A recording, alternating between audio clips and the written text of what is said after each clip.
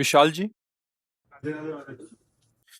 श्री हरिवंश महाराज जी, जब एक बार राधा नाम लेने से पाप नाश हो जाता है तो बार बार राधा नाम क्यों जपना चाहिए? आगे मत पाप करो, विश्वास करो। आज के बाद मत करना, बस बैठ जाओ। आप देखो इंद्रिया कहां जा रहे हैं। राधा, पक्का लिखित भगवत प्राप्ति हो जाएगी। और आगे वृत्तियां विषयों में नहीं जानी चाहिए, संसार में नहीं जानी चाहिए, भोगों में नहीं जानी चाहिए। बोले वो तो रोक ही नहीं सकते, तो हर वृत्ति में राधा राधा बोलो। मुरारी पादार्पित चित्त वृत्ति, समझ रहे ना? काम तो हो गया तुम्हारा, लेकिन उसके ऊपर गंदगी मत डालो। बैठ जाओ शांत होके। बैठ पाओगे?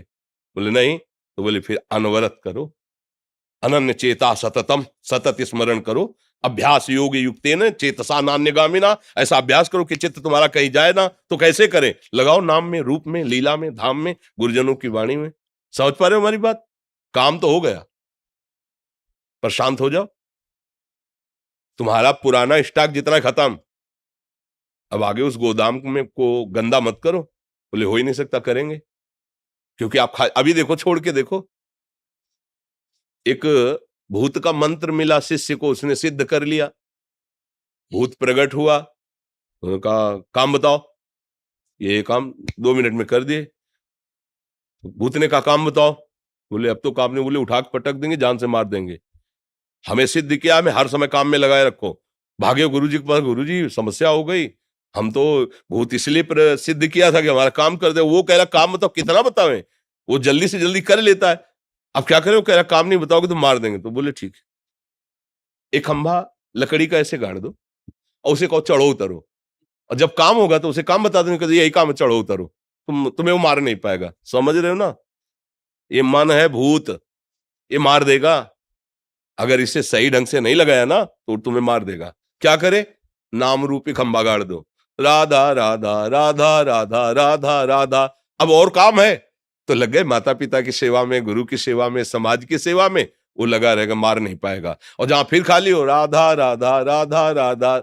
इसलिए कह रहे हैं कि निरंतर राधा नाम जपो। समझ में आया? कोई प्रश्न इस पे? पवन कुमार जी, भोपाल से। राधे राधे महाराज जी, अंदर से वैराग्य धारण करने की तीव्र इच्छा हो रही है और अध्यात्म मार्ग में चलने का मन करता हो, परंतु समाज में कुछ ऐसी घटनाएं घट जाती हैं जिससे मन विचलित हो जाता है। उसे वैराग्य ही नहीं कहते हैं। वैराग्य का मतलब होता है किसी से सलाह लेना, किसी घटना से देखकर विक्षिप्त हो जाना। इसे वैराग्य थोड़ी कहते हैं, इसे मरकट वैराग्य कहते हैं। मरकट में थोड़ी देर श्रृंगार करो बंदर का, सब नोच के बाहर फेंक देगा।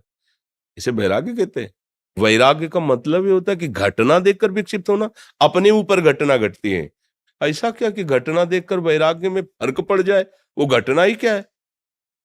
वो घटना ही क्या है जो हमारे वैराग्य को, वैराग्य का क्या अस्तित्व रह गया? फिर जब राग रही थे तो घटना का प्रभाव कैसे पड़ सकता है?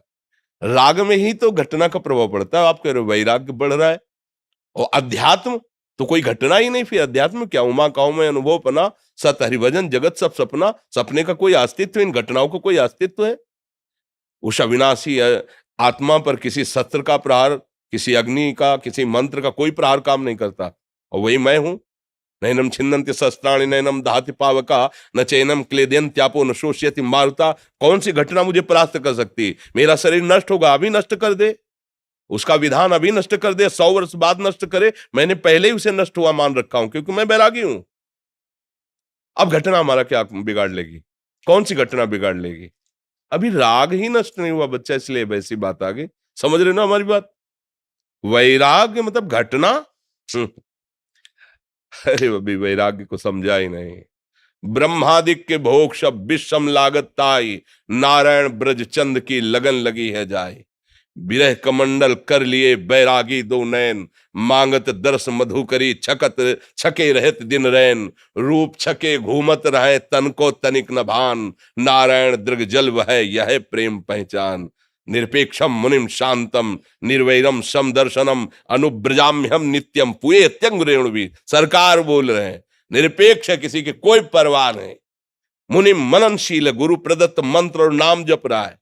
शांतम, किसी भी द्वंद्व में वह शांत नहीं होता। निर्वैरम, किसी से दुश्मनी नहीं है उसकी। समदर्शिना, सब जगह भगवत स्वरूप का ऐसे महात्मा के पीछे मैं घूमता हूं चरण रज लेने के लिए। भगवान कहे अनुब्रजाम्य हम अहम अनुब्रजाम्य हम, पूरे पवित्र होने के लिए, रेणु भी चरण रज लेने के लिए। फिर क्या यार, ऐसा कैसे तुम बहुत कमजोर बात कह दिए। वैराग्यवान और आत्मबोध प्राप्त करने के लिए भगवत प्राप्ति करने की आग लग जाए, फिर ये कोई परवाह हो? अरे न लाज तीन लोकन की, न वेद को कहो करे, न शंख भूत प्रेत की, न देव जच्छते डरे, सुने न कान और की, दृश्य न और इच्छना। ये महावीर का मार्ग है, सब कुछ रौंदता हुआ आगे बढ़ता है, कोई उसे रोक सकता है? हर त्रिशूल, हर शूल यहां फूल बनता है। ये भगवत मार्ग है। डाल तो हमारे सामने जितनी विपत्तियां डालना है, कैसी वो हर गम तुम्हारा सहेंगे खुशी से, कभी भी न सिकवा करेंगे किसी से। प्यारे तो देख, तेरे के लिए जीवन समर्पित, अब जो खेलना है खेल, जो खेलना है खेल। मृत्यु से बढ़कर कोई खेल नहीं हो। मृत्यु तू मेरा प्रीतम है। पढ़ो विभूतियों में भगवान कह रहे सब कुछ हरण करने वालों में मैं मृत्यु हूं। जब आप आ रहे तो फिर मृत्यु भयभीत कैसे कर सकती है? और मरने से सब जग डरा, मेरो मन आनंद, कब मरी हो कब भेटियों। इससे बड़ी कोई घटना होती है? एक कायर थोड़ी इस मार्ग में चलते हैं, सूरवीर। केवल डायलॉग थोड़ी है, केवल वचन थोड़ी है, जीवन है। करके देख ले। मालिक से कह रहे हैं एक एक रोम कटवा दे, एक एक अंग कटवा दे। तेरे से प्यार किया है, प्यार है, तेरे ही बल से, तेरे ही बल से तेरे से प्यार किया। मिटा दे जो मिटाना चाहे। अब क्या डर, क्या डर? अपना कोई है तो डर है, मान है, शरीर है, मन है, कोई है तो डर। अब अपना क्या डर? अला आगे न पीछे, न ऊपर न नीचे, तू ही तू है। लाली मेरे लाल की जित देखूं तित लाल, और लाली देखन मैं गई तो मैं भी हो गई लाल। अब काहे को डर यार, काहे को डर? बिल्कुल नहीं।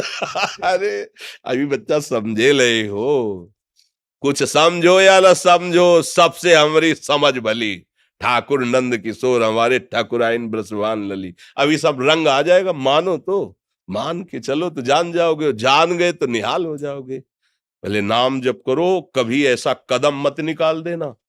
ये आग का मार्ग है, अगर कदम निकाल के पीछे गए तो धोबी का कुत्ता घर न घाट का। सीधी बात। कदम तब बढ़ाना जब मृत्यु का वर्ण कर लेना, मैं मरा, अब अमर हो जाओगे। और अगर इसमें डर के हो कि पता नहीं ऐसा लो, मत निकालना। ये बड़ा ही कठिन मार्ग है। प्रेम पंथ अति कठिन है, सबको निभात नाय। चल के मोम तुरंग पर चलिबो पावक माए। मोम के घोड़े पे बैठ के आग की ज्वाला से निकलना ये मार्ग है। हाँ, ज्ञान के पंथ कृपान के धारा, परत खगेश लगे नहीं बारा। जो निर्विघ्न पंथ निर्वाही, सो कैवल्य परम पद लाही। भगवान के सहारे नाम जप करते हुए मस्ती से। हम तो कई बार कहते हैं, ये बात समझ जाए, केवल राम मरे तो मैं मरूं, नहीं तो मरे मेरी बलाए। अविनाशी का बाल का मरे न मारा जाए। आप कौन है, समझ रहे हो? ऐसे पिता के पुत्र हो जो परम अविनाशी सच्चिदानंद है। कोई आंख तुम्हारी तरफ टेढ़ी करेगा, ऐसा कोई त्रिभुवन में पैदा नहीं हुआ। पर हम कई बार कहते हैं कि एक कांच है, ऐसे कंकड़ मारो टूट जाएगा, और एक कांच है गोली मारो तो नहीं टूटेगा। ओ बुलेट प्रूफ कैसे बना? बोले गरम ठंडा गरम ठंडा गरम ठंडा करते करते उसको इतना मजबूत कर दिया कि गोली भी नहीं। ऐसे हमारे भगवान करते हैं, कभी सम्मान, कभी अपमान, कभी निंदा, कभी तिरस्कार, कभी ये ऐसी परिस्थितियां पैदा करके हृदय को बुलेट प्रूफ कर देते हैं। द्वंद्व में मुक्ता। अब सुख दुख मान अपमान निंदा स्तुति का कोई फर्क नहीं। अब उस स्थिति को झेलने के लिए तैयार हो कि इतना गरम ठंडा किया जाएगा, उसको मजबूत करके ही छोड़ेंगे। अपने दास को भगवान ऐसा महान बना देते कि त्रिभुवन का कोई भी दुख सुख उसे परास्त न कर पाए, क्योंकि भगवान जैसे है वैसे ही भगवान का दास हो जाता है। तस्मित् तज्जने भेदा अभावात्, भगवान और भगवान के जन्म में भेद का अभाव है। अर्थात ब्रह्मविद ब्रह्मवि भवति, जो ब्रह्म को जान जाता है ब्रह्म स्वरूप हो जाता है। मुकेश कुमार गौतम जी जयपुर से। राधा वल्लभ श्री हरिवंश महाराज जी, आपके चरणों में दंडवत प्रणाम। महाराज जी, हमारी प्रीति भगवान श्री राम के चरणों में है। हम निरंतर राम नाम का जप भी करने का प्रयास करते हैं। महाराज जी, हमें आपके प्रवचनों से ही नाम जप का आदेश मिला है। महाराज जी, क्या हमें किसी राम भक्त को ही गुरु रूप से वर्ण करना चाहिए? कृपया मार्गदर्शन करें। देखो, गुरु हमारे हृदय का विषय होता है। अगर हम कंठी और तिलक बंधवाना मात्र गुरु समझे तो मुझे लगता है कि मुझे भूल होगी। और हमने ऐसे हजारों लोग देखे जो कंठी तिलक हमसे नहीं बंधवाए, लेकिन नाम में प्रीति, गंदे आचरणों का त्याग और अच्छी भावनाएं प्रकट हो रही, तो क्या वो हमारे नहीं है क्या? क्या कंठी तिलक बंधाने से केवल हमारा होता है क्या? आप हमारी बात समझ गए? अब कौन सी ऐसी बात है जो तुम्हें सत्संग में ना मिलती हो? कोई ऐसी बात है जो सत्संग में ना मिलती हो? मिल रही ना? बस आप चाहे यहीं से बोला जाता है राम जपो, कृष्ण जपो, हरि जपो, शिव जपो। अभी तो कई महीनों से चल रहा है, रघुनाथ जी का ही चरित्र चल रहा है सुबह प्रातः सत्संग में। हमको भगवान नाम जप करना है, संत मुख से सुन लिया, कई बार कहा राम कृष्ण हरि, सुन लिया, अब जप कर। अब ये आगे का भगवान का काम है। किसको मिलाते हैं, किस रूप में गुरु रूप से आते हैं, हमें नहीं पता। आप जानो, हमारे तो आप ही गुरु, आप हमारे इष्ट हो, वही मिला देंगे। वो जहां मिलाना तो तुम्हारे हृदय में एकदम आनंद आ जाएगा, शीतलता आ जाएगी और लगेगा यही मेरे जीवन धन है, यही मेरे गुरुदेव है, बात बन जाएगी। हम अपनी तरफ से ये दौड़ भाग करेंगे तो ऐसा ना हो जाए कि हम ना समझ पाए और फिर बाद में हमारी अश्रद्धा हो जाए तो हमारा जीवन रुक जाएगा, परमार्थ रुक जाएगा। तो हम ये बात भगवान के ऊपर छोड़ देते हैं, क्योंकि वो हमको भी जानते हैं और गुरु को भी जानते हैं। सब गुरुओं के गुरु हैं। आपको जिस गुरु से या जिस रूप में मिलना हो, आप हमारे पास, हम आपका इंतजार करेंगे। और जपो राम राम राम राम राम राम। आदि राम नाम जप करते हैं और हमारी जो है श्रद्धा आपके प्रवचनों से ही ज्यादा बढ़ी है जी। तो भाव बच्चा मानने का भाव है, मानने का है। क्या गुरु गुरु क्या एक तत्व है या 100-200 तत्व है? इस पर तुम्हारा कुछ चिंतन कभी गया है? गुरु एक तत्व है ना? हम मान लेते हैं। हम अपने गुरुदेव का वर्ण कर लिया, उनके वचन मान लिए, चल दिए, भगवान की प्राप्ति हो जाएगी। अगर वचन नहीं माने तो बाहरी सब करने से अगर भगवान की प्राप्ति होती तो बहुत जल्दी सबको हो जाती। फिर क्या जाता है? ऐसा कहीं भी हमने नहीं देखा है, ना पढ़ा है और ना अनुभव में आया है। उनके वचन मानने से आया है। गुरु का क्या है? मोक्ष मूलम गुरु कृपा, कब? जब मंत्र मूलम गुरु वाक्यम। तो गुरु तो भगवान, ये कभी इंसान गुरु हो ही नहीं सकता। इंसान गुरु नहीं हो सकता, भगवान ही गुरु है। तो देखो, भगवान दे रहे हैं ना, राम राम बोलो। क्या दे रहे हैं? भगवान ही अपना परिचय बता, राम राम बोलो, कृष्ण कृष्ण बोलो, हरि हरि बोलो, राधा राधा बोलो। ये है गुरु जो निकला ना, ये गुरु है। मंत्र मूलम गुरु वाक्यम। प्रकट में तो हमें अखंड मंडलाकारम व्याप्तमेन चराचरम, चराचर में सब में गुरु तत्व विराजमान। प्रगट में तो हमें ऐसी भावना करनी कि सर्वत्र मुझे अपनी गुरु भावना कर लेनी। पर चलो वो स्थिति नहीं, तो एक जगह जहां हमारा हृदय मान गया कि इनकी बातों से हमारा संशय नष्ट हो रहा है, इस जगह से हमारी प्रीता बढ़ रही, हम वही भाव मान लेते हैं। मानने का सारा खेल है। और जब आगे की बात आएगी वो आ जाएंगे, वो उसी रूप में आ जाएंगे जिस रूप में हाथ पकड़ना है। आप अंदर से भावना बनाते चलिए और ये कार्य भगवान के ऊपर छोड़िए, वो मिला देंगे, वो कर। आप कहाँ खोज पाओगे? विद्यार्थी टीचर की योग्यता नहीं जान सकता, टीचर विद्यार्थी की योग्यता जानता है। ऐसे हम गुरु कौन बनाने योग्य है, हमारे पास क्षमता नहीं कि जान जाए, वो हमें जान सकता है लेकिन हम उन्हें नहीं जान सकते। तो आप जनाना कि आप हमारे गुरुदेव हो और हाथ पकड़ लेना। अब हमने शुरू कर दिया है मान के, तो मानी संख्या से सवाल हल हो जाएगा। मान लिया कि इस जगह हमारे गुरुदेव व्याप्त हैं और इनके श्रीमुख से हम राम राम सुन के जपना शुरू कर दिया। अब रूप लेकर के वो कौन सा आते हैं, रामानंद तिलक लगा करके आते हैं कि वो कौन सा, वो उनका काम है। हमें बता देना कि आप आ गए गुरुदेव रूप में, खत्म। छोड़ दो उनके ऊपर भार, वो अपने आप मिला देंगे। नहीं मिला देंगे? जैसे अभी मिला दिया है प्रवचन उपदेश, ऐसे वो हाथ पकड़ करके भी चल देंगे। तुम्हें चिंता क्या करनी है? शरणागत अंदर से हो प्रभु की, वो बात बन जाएगी। इसमें कोई संशय लग रहा है? महाराज जी जैसे ये बोलते हैं कि मैंने कल यहीं पे बात की थी आश्रम में कि मेरी प्रीति सर महाराज जी से मैं राम नाम में है और राम जी की मैं स्तुति करता हूँ, राम जी की भक्ति करता हूँ। तो जैसे मैंने कल यहाँ पे बात की थी तो बोल रहे थे कि महाराज जी से अगर आप लोगे दीक्षा वगैरह। हम कह रहे दीक्षा का मतलब तुम क्या समझे हो? दीक्षा का मतलब क्या समझो? यही तो ना कंठी तिलक। नहीं तो बात तो हम वही बोल रहे हैं ना, गुरु मंत्र महाराज। मंत्र मूलम गुरु वाक्यम। वाक्यम मंत्र का मूल क्या है? गुरु के वचन। कह रहे हैं राम राम जपो, भगवान के चरित्र गाओ, भगवान की शरण में हो, बात पकड़ो ना। अब तुम अगर इसमें आओगे तो फिर मार्ग बदल जाएगा। तुम जो चाह रहे हो गुरु दे रहा है, और गुरु जो जिस चाहत में है, अगर वो चाहत पकड़ना चाहोगे तो अपनी चाहत का समर्पण होता है। फिर कोरा कागज बन करके जाया जाता है। अनुमति और आज्ञा में बड़ा अंतर है बच्चा। फिर अनुमति और आज्ञा में अंतर है। ये अनुमति है आपकी राय में दस्तखत करना, और आज्ञा उसको दी जाती है जो ऐसे केवल होता है। आप क्या जानना चाहते हो? आप क्या पाना चाहते हो? मेरा कोई प्रश्न नहीं, बस मैं आपकी शरण में हूं। अब क्या जनाना क्या पवाना है आप देखिए, वो एक अलग मार्ग हो गया। और इस मार्ग में वहीं तक पहुंचने के लिए कह रहा हूं, जब आप ऐसे चलोगे ना तो भगवान आगे का मार्ग खोलने के लिए वो आपको उसी रूप में मिल जाएंगे। आपको खोजना नहीं पड़ेगा। ये वचन मानो ना कि वो मिल जाएंगे, खोजना नहीं पड़ेगा। यहां आप उपाय कर रहे हो, उपाय मत करो, नाम जप करो, उनके ऊपर छोड़ दो, वो आ जाएंगे उस रूप में, आपको वरण कर लेंगे, या आपका संशय मिटा देंगे, या आपका संशय मिटा देंगे। वो उनका खेल है।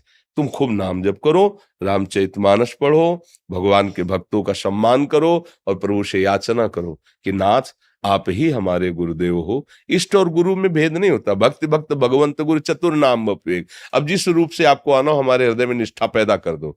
अगर वो इधर निष्ठा पैदा कर रहे हैं तो समझ लो उनके द्वारा दी गई। यदि और कहीं निष्ठा तो उनके द्वारा, अभी उनके ऊपर छोड़ो, आप फाइनल में मत रखो।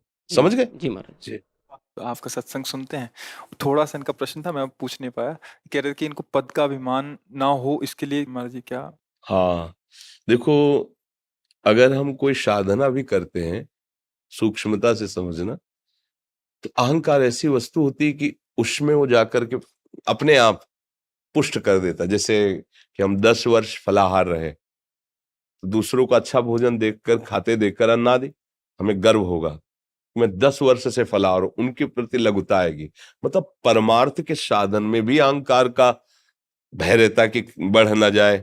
10 साल से मौन हूं, 12 वर्ष से खड़ा रहता हूं, पानी में खड़े होकर इतना, कहीं ना कहीं वो पुष्ट होता है। आपका तो खैर व्यवहारिक पद है, भौतिक पद है, और आप इतनी सावधानी अंदर रखना चाहते हैं कि इसका भी आम ना हो। तो इस अहम को शून्य करने के लिए भगवान का आश्रय ही है, वो सबसे बड़े हैं। जैसे विचार करके देखो तो जितने भी ब्रह्मादि के भी पद हैं, वो सब भगवान के चरणों में झुकते हैं ना। ध्येयम सदा परिभवंगम अभीष्ट दोहम तीर्थास्पदम शिविरंच नुतम शरण्यम भृत्यार्तिहम प्रणतपाल भवाब्दिपूतम वंदे महापुरुष ते चरणारविंदम। जिनके चरणों का ध्यान भगवान शंकर ब्रह्मादि बड़े बड़े महापुरुष करते हैं, उन्हीं के चरणों का आश्रय ले लो। भगवान के चरणों का आश्रय, तो वो तुम्हारी व्यवस्था, सुरक्षा आंतरिक और बाहर भी करेंगे। आंतरिक शत्रु हैं काम क्रोध लोभ मोह मद मत्सर आदि, अहंकार आदि, और बाहरी जो द्वेष करने वाले या जो नीचा दिखाने वाले, अंतर और बाहर दोनों जगह से बचाने का काम नाम करता है।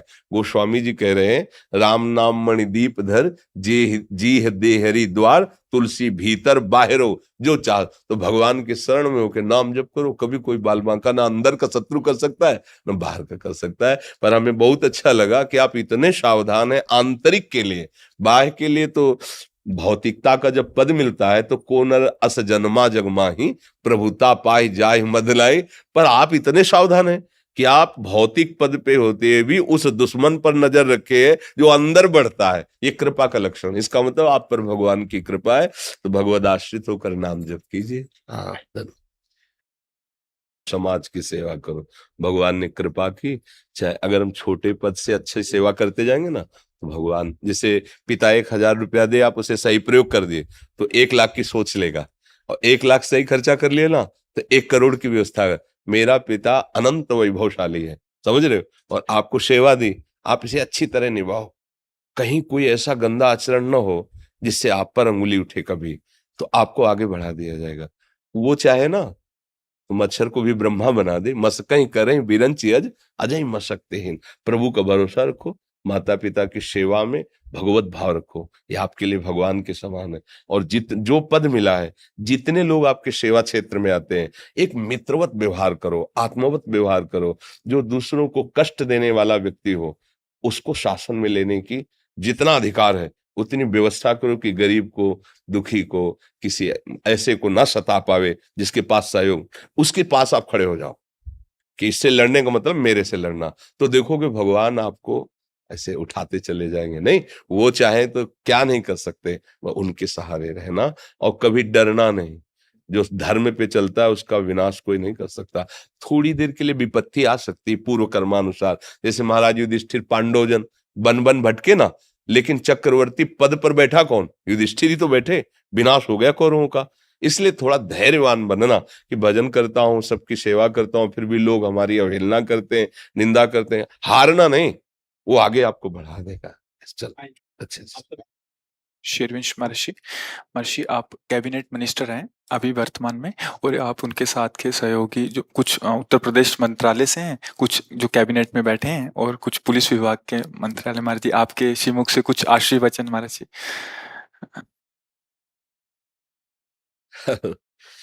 देखो, भारत सदैव भागवत धर्म से युक्त देश रहा है। अब धीरे धीरे आधुनिकता ऐसी बढ़ती जा रही जिससे हमारे आचरण हमारे धर्म के प्रतिकूल होते जा रहे हैं। वास्तविक अध्यात्म से ही हम सुख और शांति का अनुभव कर सकते हैं। दूसरों के सुख के लिए जो जीवन धारण करता है वही महात्मा है, वेश कुछ भी हो। अगर वेश साधु का है और स्वार्थवश वासनाओं की पूर्ति, उसे महात्मा नहीं कहा गया। भले पैंट शर्ट में है, पैजामा कुर्ता में है, धोती कुर्ता में है, पर उसका दूसरों का हित करना स्वभाव बन गया है, तो उसी को महात्मा कहा गया है। हमें चाहिए कि हमें जो भी पद भगवान की कृपा से भारत सरकार की पदवी पर जो भी पद मिला है, उससे हम समाज में शांति और सुख का विस्तार करें। वो तभी होगा जब यहां होगी। खास बात है, अगर हमारा हृदय शांत है, कैसे होगा शांत हृदय? किसी पद को पाकर, किसी संपत्ति को पाकर, सम्मान प्राप्त करके मन शांत नहीं होता, भय और अशांति से युक्त होता है। कहीं पद छूट न जाए और कहीं विरोध भावना प्रकट हो जाए। इसका मतलब शांति का कुछ और स्वरूप है। तो भगवान श्री कृष्ण चंद्र जो कह रहे हैं कि श्रद्धावान लभते ज्ञानम तत्परा संयतेन्द्रियः ज्ञानम लब्ध्वा पराम शांति मचिरेणाधिगच्छति। शांति का स्वरूप है, अगर ज्ञान प्राप्त हो जाए तो शांत हो जाएगा, उसकी वृत्तियां निर्मल हो जाएंगी। तो ये नहीं कि ज्ञान प्राप्त करने के लिए उसे साधु वेश धारण करना पड़ेगा। महाराज चक्रवर्ती सम्राट अम्बरीश जी परम ज्ञानी, परम भगवान के भक्त, तो सम्राट पद से तो फिर छोटा ही सब पद होता है। सम्राट पद होता है शास्त्रों राजाओं के ऊपर जो बैठा हुआ है, उसे जिसे बादशाह कहते हैं, वो सम्राट पद था अम्बरीश जी का। तो हमें लगता है कि यदि हम ये बात जान जाएं कि मेरे भगवान ही विविध रूपों में हैं और मुझे उनकी सेवा करने का सौभाग्य मिला है, और जितना भी हमें सामर्थ्य भगवान ने दी है, जो धर्म विरुद्ध आचरण करेगा, भगवत विरुद्ध आचरण करेगा, शास्त्र विरुद्ध आचरण करेगा, तो शास्त्रीय और राजकीय दोनों जगह कानून बने हुए हैं। राजकीय विधान में भी कानून है और हमारे शास्त्रीय विधान में भी नरक आदि का प्राविधान है। तो इसलिए हमारी सामर्थ्य के अनुसार अधर्माचरण करने वाले, शास्त्र विरुद्ध आचरण करने वाले, भगवत विरुद्ध, धर्म विरुद्ध आचरण करने वाले को दंड मिलना, और शास्त्र और धर्म के अनुकूल चलने वाले को सहयोग मिलना, निर्बलों की सहायता करना, किसी भी प्रलोभन में आकर अपने धर्म का त्याग न करना। चाहे कोई कितना भी बड़ा पद या धन मिलने का प्रलोभन हो, हम अपने धर्म का त्याग न करें। तो इससे हमारे हृदय में जो सुख आएगा वो समाज में विस्तरित होगा, जो शांति आएगी वो हमारे समाज में बढ़ेगी। जैसे एक किसी कोने में बैठा हुआ कोई भी भगवत प्राप्त महात्मा सुख शांति से स्थित होकर जब संकल्प करता है, सर्वे भवन्तु सुखिनः सर्वे सन्तु निरामयः सर्वे भद्राणि पश्यन्तु मा कश्चित् दुख भाग भवेत्। तो जैसे दीपक है, उसका जितना प्रकाश है उतना अंधकार नष्ट होगा, ऐसे उस महात्मा का जितना प्रकाश है उतने जीवों का अंधकार नष्ट होगा। तो आपको भी जो पद मिला है, बहुत से नगर गांव लाखों लोग आपके अधीन हो सकते हैं, प्रेम सुख और शांति। आज हम सही ना समझने के कारण कुछ लोग अपने पदों का दुरुपयोग करने लगते हैं। कितने दिन ये पद रहेगा, कितने दिन ये वैभव रहेगा, कितने दिन ये शरीर रहेगा, ये हम खुद अपने से प्रश्न करें। नहीं, एक नियत समय के लिए है। काल से कोई भी अंगरक्षक नहीं बचा सकता, काल से कोई भी सुविधा धन दौलत पद मुझे नहीं बचा सकता उस कालातीत परमात्मा के सिवा। तो हमारा जितना समय बचा है हम प्रभु का स्मरण करते हुए धर्म पूर्वक चलें, और ये बहुत बड़ी सेवा है। देखो, चाहे हम एकांत गुफा में रहे हो, पर आके समाज सेवा ही करके जाना होगा। तो आपको तो प्रारंभ से ही समाज में रख दिया और भगवान ने योग्यता दे दी और आपके हाथ में अधिकार दे दिया। आप लाखों लोगों को सुख पहुंचा सकते हैं, आप लाखों लोगों को दुख से बचाने का उपाय कर सकते हैं। तो हमारी प्रार्थना है, जो भगवान ने आपको पद दिया है, ईमानदारी से सत्य को साक्षी रखकर आप उस पद पर चलिए और भगवत स्मरण करते रहिए। तो ये जन्म भी आनंद और सम्मान पूर्वक कटा और हम भगवान के पास जाकर भी उनका प्यार दुलार प्राप्त करेंगे।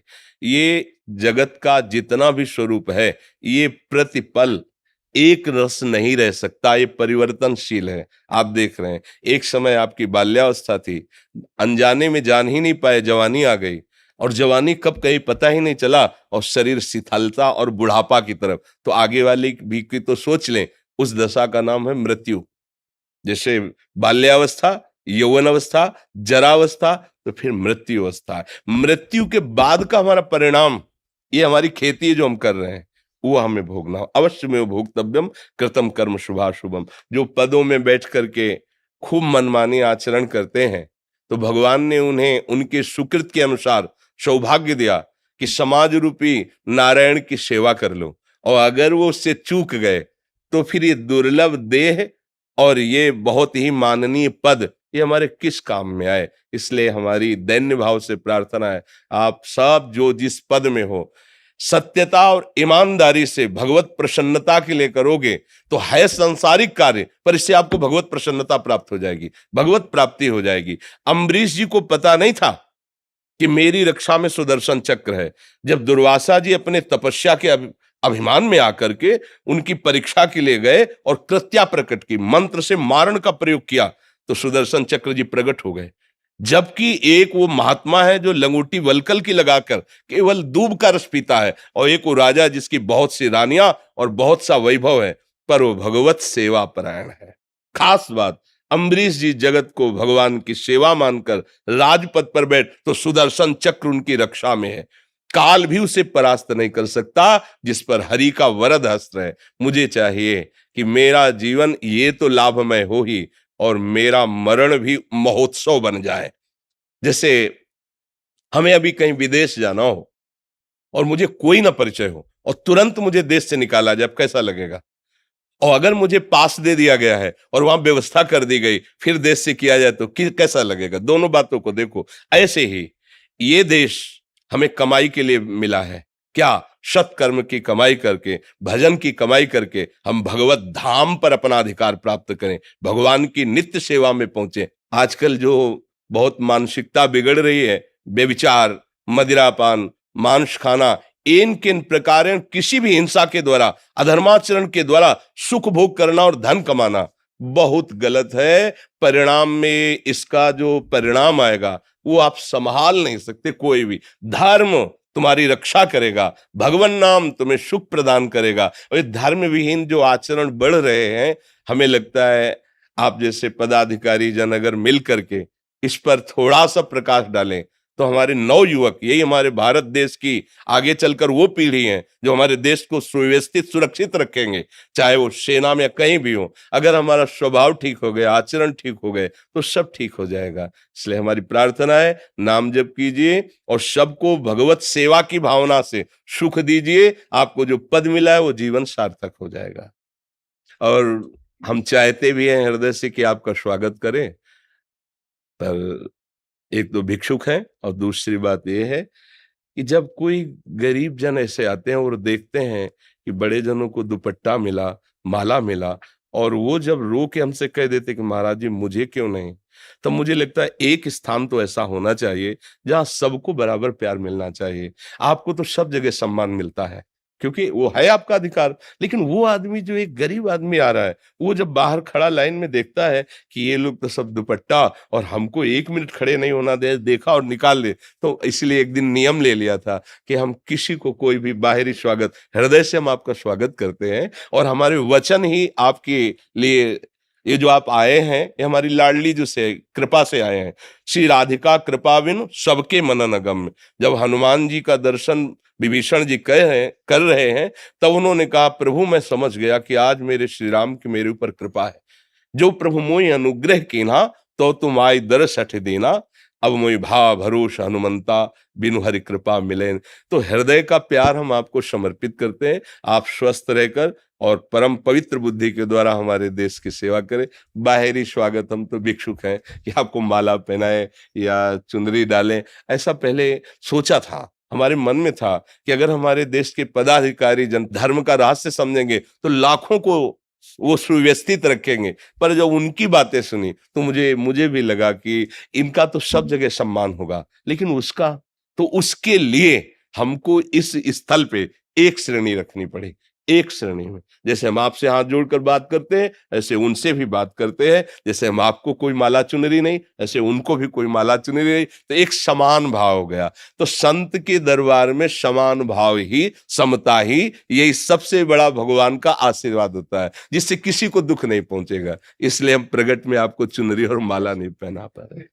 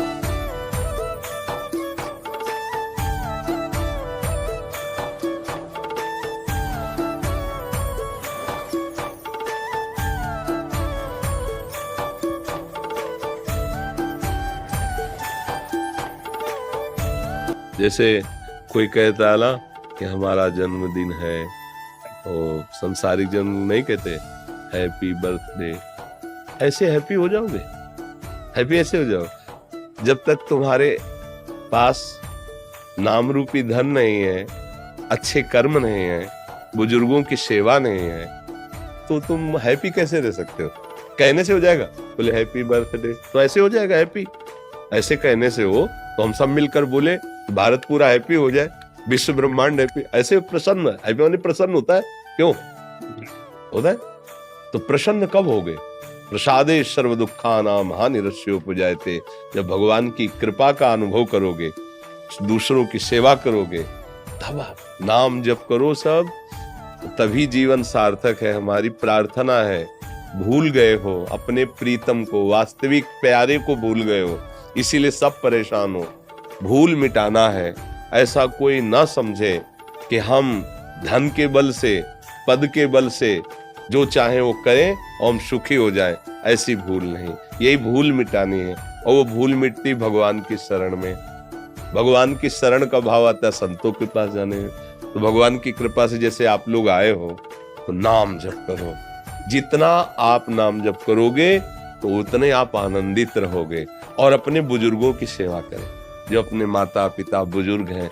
कोई पास पड़ोस में ऐसा हो जिसकी सेवा करने वाला ना हो, तो अपने को तन मन धन से सेवा कर, तो भगवान उससे प्रसन्न हो। और जब भगवान प्रसन्न हो गए तो आप प्रसन्न ही रहोगे, है नहीं? हमसे गलत आचरण हो जाए और भगवान अप्रसन्न हो जाए तो रुपया हमें प्रसन्न कर पाएगा? तो हमारा जो हैप्पी बर्थडे है, जन्मदिन है, वो तभी है जब हम पे भगवान प्रसन्न हो जाए, नाम जप करे तो। राधा राधा राधा।